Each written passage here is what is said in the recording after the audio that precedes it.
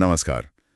आज हमारे पास जो स्रोत हैं उनमें भारत से जुड़ी कई कई अहम खबरें हैं। हाँ बिल्कुल। राजनीति है, कूटनीति है, विरोध प्रदर्शन भी हैं और हाँ, क्रिकेट भी।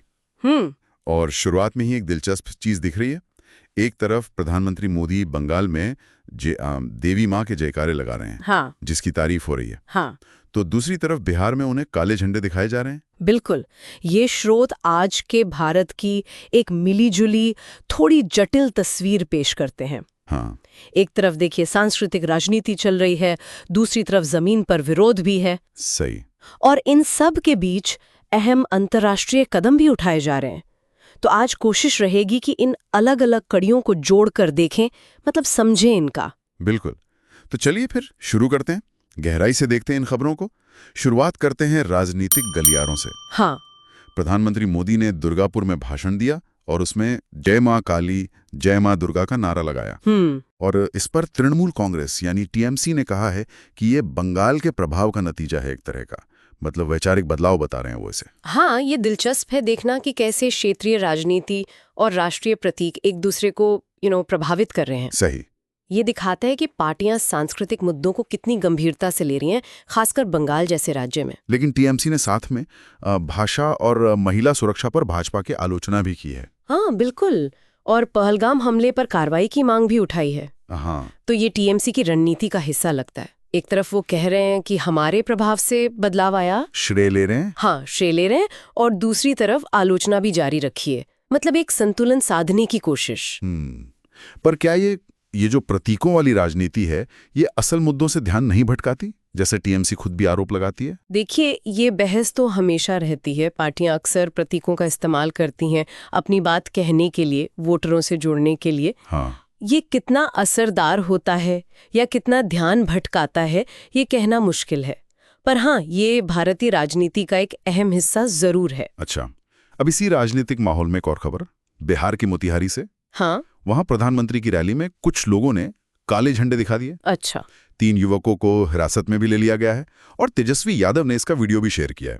पुलिस जांच कर रही है मामले की। हाँ, ये घटना दिखाती है कि सार्वजनिक रैलियों में भी मतलब असंतोष जताया जा रहा है, भले ही छोटे स्तर पर हो।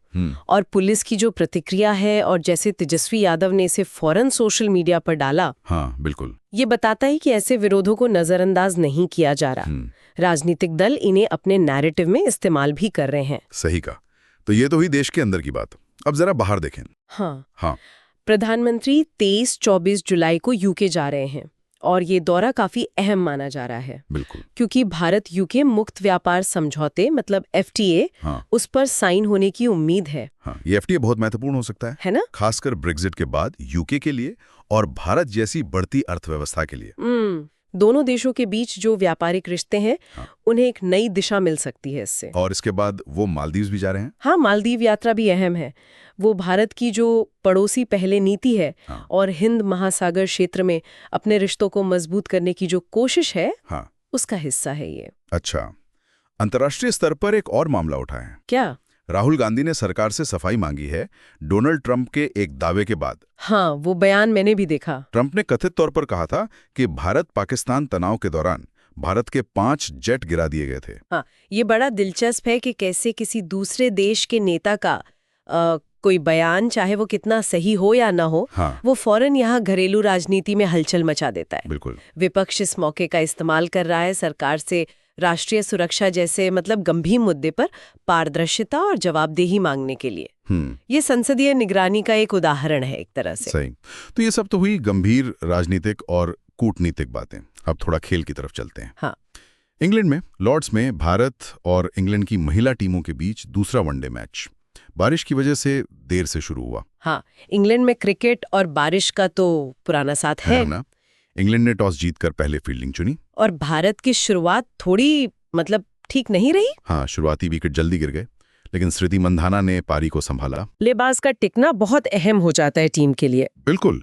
तो आज की इन सारी बातों को अगर समेटें, तो दिखता है कि भारत में एक साथ कई चीजें चल रही हैं। देश के अंदर सांस्कृतिक राजनीति है, विरोध प्रदर्शन है, अंतर्राष्ट्रीय स्तर पर बड़े व्यापार समझौतों की तैयारी चल रही है। बिल्कुल। और वहीं राष्ट्रीय सुरक्षा से जुड़े पुराने दावों पर नए सवाल भी उठ रहे हैं। सही कहा आपने। ये सारी घटनाएं, चाहे वो राजनीति हो, कूटनीति हो, विरोध हो या फिर खेल, ये अलग अलग दिखती जरूर है पर कहीं ना कहीं जुड़ी हुई हैं। हाँ। ये आज के भारत की तस्वीर दिखाती हैं। देश आंतरिक और बाहरी दोनों मोर्चों पर सक्रिय है। काफी कुछ घट रहा है राजनीतिक, कूटनीतिक, सामाजिक स्तर पर। और जाते जाते श्रोताओं के लिए एक सवाल छोड़ जाते हैं। हाँ। जिस तरह ये अंतर्राष्ट्रीय व्यापार समझौते, जैसे यूके FTA की बात हो रही है, ये देश की आर्थिक दिशा तय करते हैं। बिल्कुल। क्या ऐसा लगता है कि देश के अंदर जो ये बहसें चल रही हैं सांस्कृतिक पहचान की या फिर विरोध प्रदर्शनों की, क्या ये चीजें भी अप्रत्यक्ष रूप से इन बाहरी समझौतों की सफलता या विफलता पर असर डाल सकती हैं? सोचने वाली बात है। इनका आपसी कनेक्शन कितना गहरा हो सकता है? बिल्कुल, इस पर विचार किया जा सकता है।